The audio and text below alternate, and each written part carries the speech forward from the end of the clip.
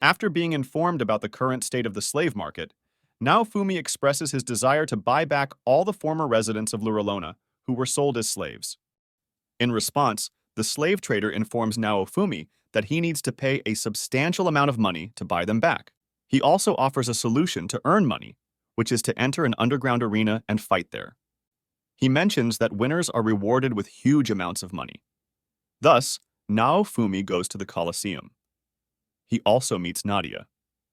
After a while, he decides to enter the arena as a fighter. He also takes Raftalia and Filo with him. Needless to say, they easily beat their opponents. Naofum and others win their last battle in the Colosseum. After that, Naofum meets Nadia. Then, they get ambushed by some thugs. But Nadia easily defeats them. Naofum is surprised to see her power. Nadia then flirts with Naofum. She implies that she hopes they don't see each other in the Colosseum. After a while, Raftalia learns that their next opponent uses powerful lightning magic and fights close with a harpoon. And she begins to ponder. The next day, Naofum's team and Nadia come face to face. Thus, the championship battle begins. Both sides immediately go on the offensive and launch multiple attacks. Filo tries to attack Nadia, but Nadia easily blocks her attacks. Then the Colosseum gets filled with water as an effect of a spell. To Naofum's surprise, Nadia begins to transform. Nadia's actual identity is that she is a whale demi-human. The transformation immediately catches Raftalia's attention. Just as Nadia is about to attack Raftalia, Raftalia calls her by her real name, Sadena. Thus, Nadia stops her attack. Then Raftalia reveals her identity to Nadia. By the way, Nadia is like a big sister to Raftalia. Nadia also realizes that the person with her is none other than the shield hero. Then Nadia attacks Naofum. Well, she couldn't end the fight just like that. She had to finish the fight, or else Naofum wouldn't receive the money. Thus, Nadia deliberately loses to Naofum's team. If they actually fought for real, it would be very hard to decide who the winner would be. I know Naofum will get stronger, but for now, he has a long way to go. According to the Queen's instructions, Naofum decides to search for the spear hero, Motoyasu. Surprisingly, Naofum and his company come across Motoyasu.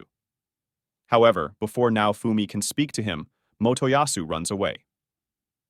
Then, Naofum spots Elena, a former member of Motoyasu's party. Elena then tells Naofum about what happened to the other heroes during the fight against the spirit tortoise. By the way, Malty and others abandoned Motoyasu as soon as they realized he stood no chance against the spirit tortoise. Who wouldn't want such reliable party members? Although, in their defense, Motoyasu is an idiot. Later on, Naofum spots Ren, the sword hero. Ren informs him that everyone in his party died while fighting the spirit tortoise. He blames his party members for being weak and refuses to take accountability. Now, that's a true hero. During their conversation, Malty walks up to them and tells Ren that he should only believe her. She also mentions that Motoyasu is not a true hero. Meanwhile, Motoyasu is still looking for Malty. Then she starts to brainwash Ren into believing her. She also implies that the shield hero is the reason why Ren's party died. She also tells Ren that her mother and the shield hero conspired to steal the throne from her. By the way, she also managed to prevent the slave crest from activating. Thus, she could lie without any limit. Well, Malty is a certified liar and a veteran at manipulation. So, Ren starts to side with Malty. Now, I'm starting to believe that Melromark accidentally summoned the stupidest people from our world. Then, Motoyasu appears. Malty immediately accuses Motoyasu just like she did with Naofum. Naofum gets angry and asks Ren to decide who is more trustworthy, Malty or him. But he already started believing everything Malty said. Then, Naofum snaps and tells Ren that his comrades died because he thought it was all a game. Well, he wanted to blame others rather than taking accountability. Naofum also mentions that Ren is not a failure as a hero, but as a human being. Malty then tries to intervene, but Naofumi threatens her and tells her to get lost before he puts an end to her. Refusing to accept his fault, Ren brings out his sword. He also tells Naofumi that he will fight for Malty. Meanwhile, Motoyasu tries to simp for Malty, but she kicks him and knocks him out with her signature move.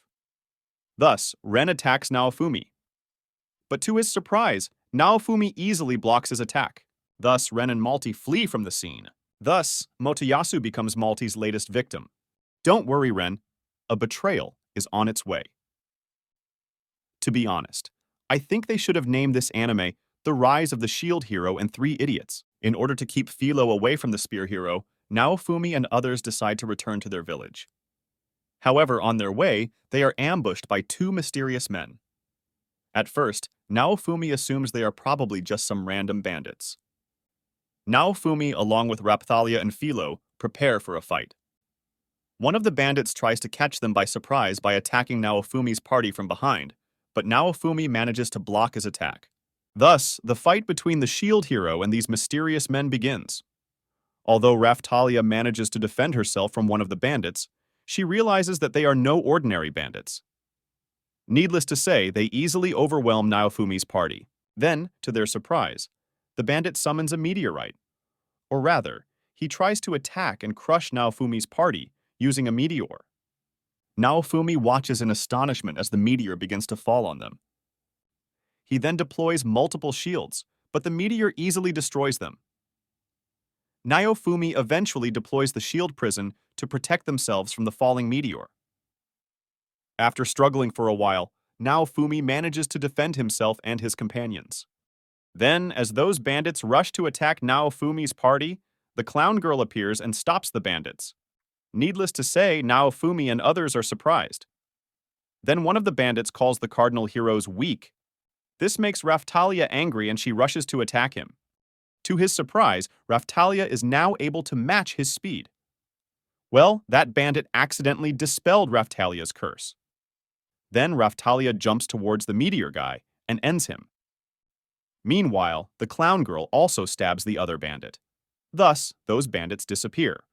The clown girl introduces herself to Naofumi, and her name is Shilock.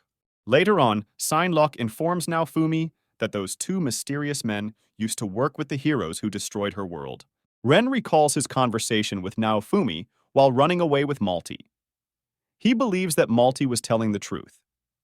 He also tries to convince himself that he didn't do anything wrong, and that Malty is his only true comrade. He then implies that from now on everything is going to be just fine.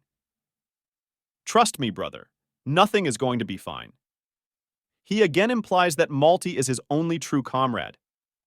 Meanwhile, Malty is already planning something. The next morning, Ren couldn't find his equipment. To nobody's surprise, Malty left Ren a letter stating, "You're useless to me now, so I'm taking what useful thing you have." Thus, Malty's betrayal saga continues. Needless to say, Ren starts having a mental breakdown. By the way, greed and gluttony have already started taking over Ren. Meanwhile, those two mysterious men from another world confront Ren as he was running helplessly. Ren then tries to run away from them. As he was trying to hide from those two, Ren accidentally barged into a nearby house. But he was kicked out by the resident due to his bad reputation. On top of that, nobody tries to help him, thus filling him with more despair. Ren keeps running and almost passes out. He then accidentally comes across a bandit's hideout. Those bandits mock Ren. Thus, he unlocks the Greed and Gluttony Curse series. Ren's sword begins to transform as the curse takes over. Filled with rage, Ren eliminates all the bandits present. Following the betrayal by Malty, Ren unlocks his Greed and Gluttony series. Motoyasu engages with Ren, thinking Ren has become a bandit. Then, Naofumi spots Motoyasu and Ren fighting. Funnily enough, Motoyasu now refers to Naofumi as father. Motoyasu implies that he is defeating bandits to keep Naofumi's village safe. By the way, Motoyasu thought Ren was the leader of those bandits. Ren then proceeds to attack Naofumi. While defending against Ren, Naofumi realizes that Ren has unlocked his curse series. Ren then implies that he will become the strongest in the world. He also expresses his desire to defeat Naofumi on the spot. Thus, Ren keeps attacking Naofumi. During his conversation with Ren, Naofumi realizes that Ren's curse is greed. Naofumi asks him about Malty's whereabouts, which makes Ren more angry. Naofumi tries to calm him down, but Ren proceeds to unleash his attack, Guillotine, on Naofumi. However, Naofumi manages to defend himself. Raftalia and others also meet up with Naofumi. Raftalia then engages with Ren. He then launches an attack on Raftalia, but Naofumi jumps in and saves her. After a while, Eclair appears on the scene and requests Naofumi to let her have a duel with the sword hero. She implies that she wants to snap him back to his senses. Despite having the curse series, Eclair easily overpowers Ren. Her sword skills are superior to Ren's. With no way out, Ren decides to use his remaining energy by unleashing Gluttony, but it also fails. In the end, it drains Ren so much that he can barely lift his sword. Then Eclair uses her finishing move to knock out Ren. Thus, Eclair manages to snap him back to his senses. Eclair also tells Ren that they should get stronger together. After Eclair defeats Ren, those two mysterious men from another world show up again to confront Naofumi and the others. However, things backfire for them too quickly. Just as Naofumi is preparing for battle, one of them summons a meteorite to crush them. But just as he is summoning the meteorite, Motoyasu stabs him and then finishes him off, thus canceling the attack. Meanwhile, Naofumi and the others are left speechless. Even the other man is unable to believe how easily Motoyasu defeated his companion. Motoyasu then proceeds to attack the other man. As a result, Motoyasu also eliminates him. After that, Naofumi spots the souls of those two men. Therefore, he instructs Raftalia to finish them. Thus, Raftalia uses the spirit blade to destroy the souls. Meanwhile, Motoyasu tells Naofumi, "All of your enemies must die, father." It turns out that Motoyasu followed Naofumi's advice and made himself stronger. By the way, even Shilock is surprised to see that Motoyasu defeated those two mysterious men so easily. Whether Motoyasu becomes overpowered or not, one thing is for sure. Unless he changes himself, he will get into big trouble in the future. Windia presents a box that Siltvelt has sent to Naofumi. Upon opening it, they discover a large egg inside. After further inspection, Radotil informs them that it is a dragon egg. Despite some initial hesitation, Naofumi agrees to raise it. Well, Windia was quite insistent about raising it. In a surprising turn of events, Radotil assigns Naofumi the task of keeping the egg warm. Well, having Naofumi keep the egg warm is believed to be beneficial for the dragon's stats. Naofumi attempts to pass the responsibility to Ren, but Windia immediately opposes this decision. As a result, Naofumi is left with the task of caring for the egg. Meanwhile, Malty teases Naofumi about the egg. After a while, the egg starts to hatch, revealing a cute red dragon. Windia decides to name the dragon Gaelion. Gaelion quickly becomes attached to Windia. Meanwhile, Filo becomes very jealous of Gaelion. Well, she believes that Gaelion might take her spot. He also expressed his desire to play with Naofumi. However, due to his busy schedule, Naofumi is unable to spend time with Gaelion. Upon learning from Windia that Gaelion wishes to play with him, Naofumi agrees. They allow Gaelion into Naofumi's room. Then, Nadia notices Gaelion playing with the Emperor Dragon's core. Despite Nadia's attempt to stop Gaelion from consuming the core, he swallows it. Following this, Gaelion grows larger, and the core takes control of him. He then attacks Naofumi and the others. Afterward, Gaelion flies away, presumably to prevent himself from causing further damage to the village.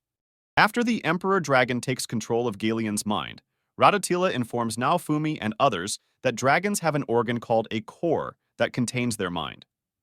One can also use that core to improve their abilities or even inherit their memories. Thus, Naofumi immediately decides to set out to get Gaelion back. Then, Eclair arrives at the scene and informs Naofumi that Filo is not feeling well. She also mentions that her condition is pretty bad. so Naofumi and others decide to check on Filo. Upon their arrival, Naofumi realizes that Filo has been cursed. He also finds out that Filo's levels are going down rapidly.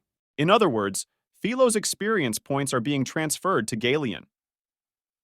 Well, it is because when the dragon core was divided into 3 parts, Filo ate a part of that core, while the other one was absorbed into Naofumi's shield, and the last one was eaten by Gaelion. Naofumi also implies that Filo might not last 2 days, and she might not survive. Therefore, they need to hurry and defeat the Emperor Dragon. As Naofumi is about to leave, despite her state, Filo insists on pulling their carriage. After some back and forth, Naofumi agrees. So, Naofumi requests Atla to keep slowing down the curse. After a while, they finally reach the destination.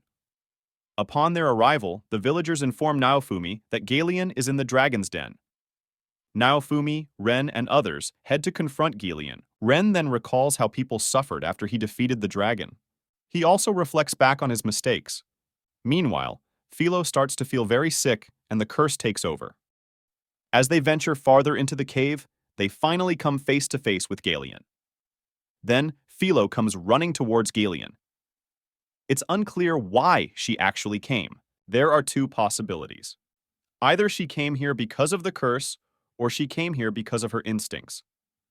Anyway, Filo tries to attack Gaelion, but Gaelion easily blocks her attack and swallows her. Everyone attacks Gaelion to get Filo out of his stomach, but their attacks prove to be ineffective against Gaelion. But then Gaelion ends up transforming. Thus, Naofumi uses Spite Aura to strengthen his comrades. They manage to knock the dragon down.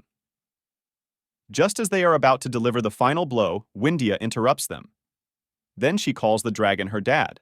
Needless to say, everyone is speechless by the sudden turn of events. By the way, Windia was Gaelion's adoptive daughter. Unfortunately, he was defeated by Ren.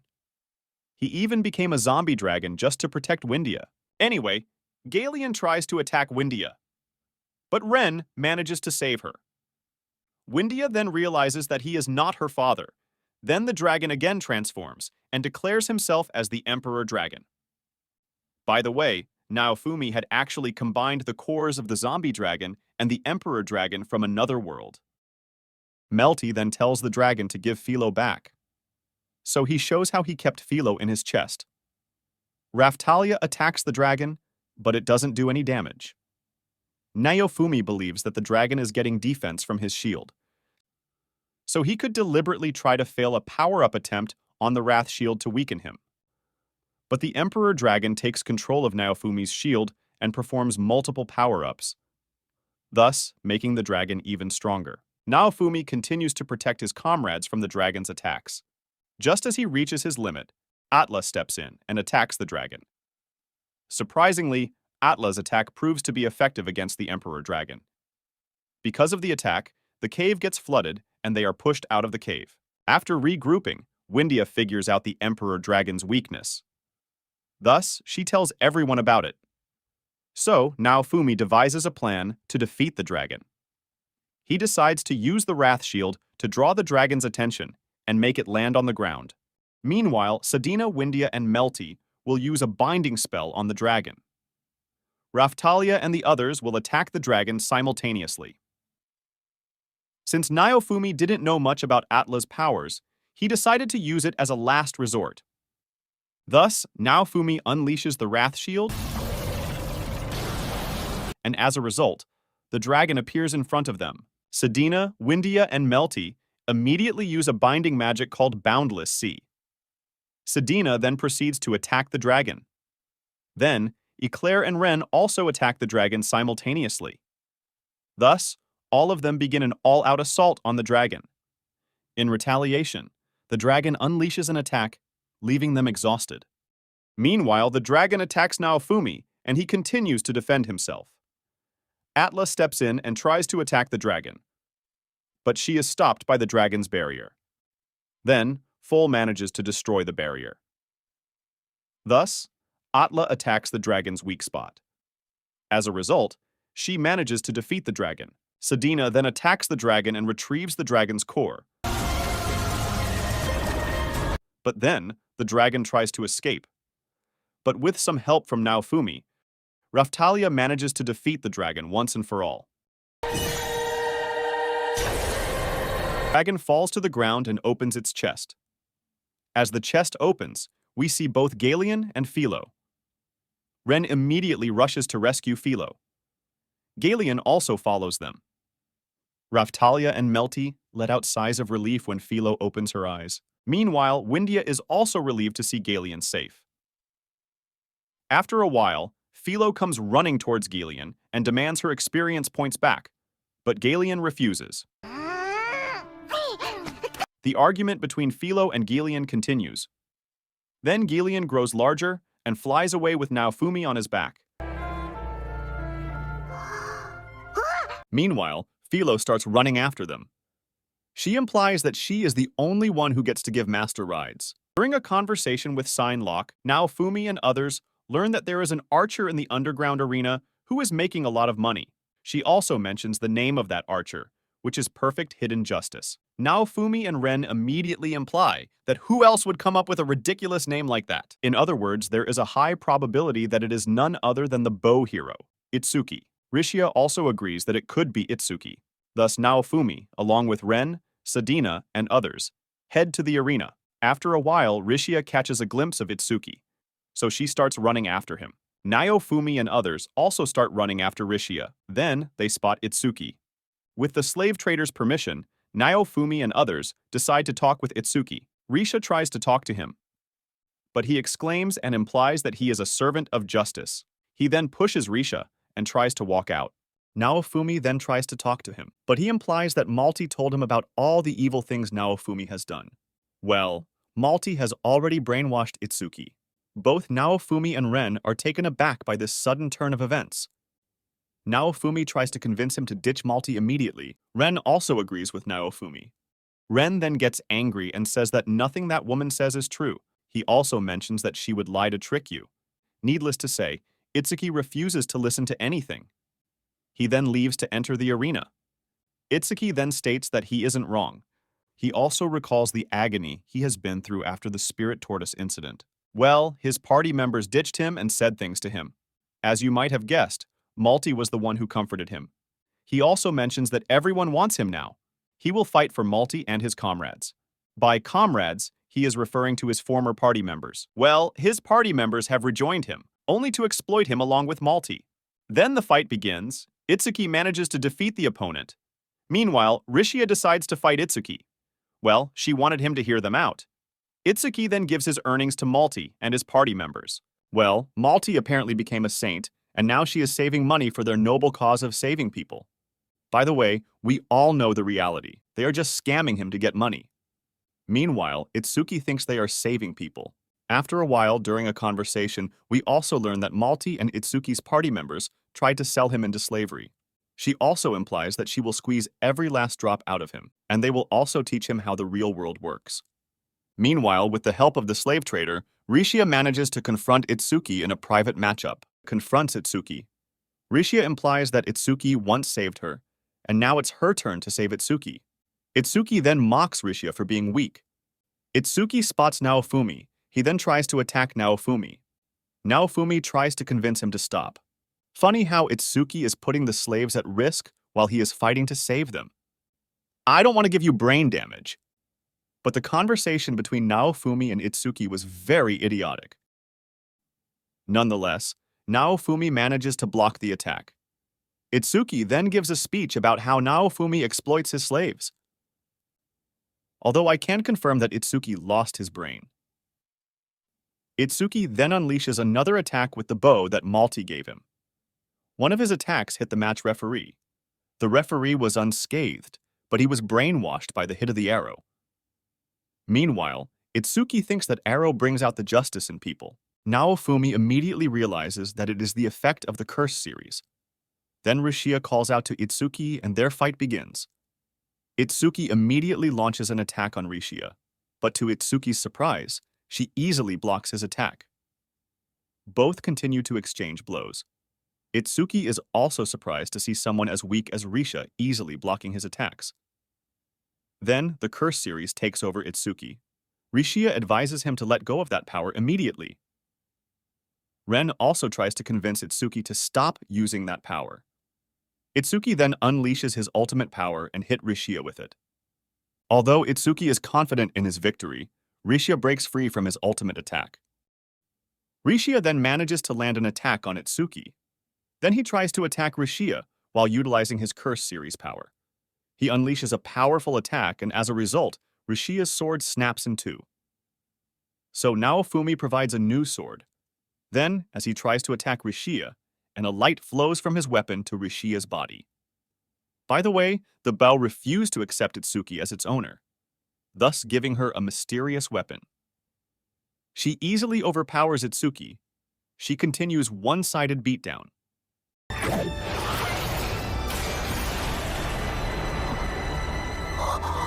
In the end, Itsuki admits defeat. Following his defeat against Rishia, Itsuki decides to run back to Malty and his party members. Naofumi and the others also follow Itsuki. Well, Itsuki still believes that only Malty would understand that he is on the side of justice and everyone else is evil. He also recalls the words Saint Malty once said to him, and to nobody's surprise, Malty and the others have already left. Needless to say, Itsuki is dumbfounded. Naofumi and others also enter the room. As usual, Malty left a letter for Itsuki. Since Itsuki didn't want to read the letter, Ren decides to read it to them. He implies that Malty has already spent all the prize money that Itsuki had earned. She also thanks him for making them so much money. By the way, Malty also left a special present for Itsuki. Well, Malty left Itsuki in debt. Meanwhile, Itsuki starts having a mental breakdown. He then passes out. After Itsuki wakes up, Rishia informs him that Naofumi has agreed to pay his debts. You better be grateful towards our boy. Needless to say, Malty's betrayal has left Itsuki broken from the inside. Itsuki is now getting his life back together with Rishia. As for Malty, trust me when I say, these betrayals will come back to haunt her. Erhard visits Lurolona and delivers a dress that Naofumi requested. Upon receiving the dress, Naofumi encourages Raftalia to try it on. Thus, Raftalia puts the dress on. Soon after, Sadena returns. Upon seeing Raftalia in that dress, she panics and urges Raftalia to take that dress off immediately. Initially confused, Naofumi asks Raftalia to change the dress. While Raftalia is changing, a bomb is dropped on the house. Fortunately, Raftalia wasn't hurt. An attacker then targets Raftalia with a kunai. Several mysterious men then attack Naofumi and the others. It's good to see Ren, Itsuki, and Naofumi are working together. During the fight, Naofumi realizes that these men are immune to the hero's attacks. So Naofumi and Raftalia decide to use a coral magic spell. Thus, they manage to defeat them. Sadena reveals that the attackers were assassins from Kutenlo, a small nation. She explains that Raftalia is a royal descendant of the heavenly emperor of Kutenlo. By the way, the Miko dress signifies Raftalia as the next empress, which led the current emperor to send assassins. Sadena warns that more assassins will come. She also reveals that Raftalia's parents fled to Melromark to escape the throne dispute. Sadena also came with them as their bodyguard. She also implies that the assassins have been watching them even before Raftalia was born. Meanwhile, Naofumi is angered by their inaction during the first wave and when Raftalia was taken by slavers. He suspects that they will use Raftalia's Miko outfit as an excuse to eliminate her. Naofumi decides to confront the emperor of Kutenlo. If diplomacy fails, he is prepared to subdue Kutenlo. With this, Naofumi departs for Kutenlo. This marks the end of The Rising of the Shield Hero Season 3.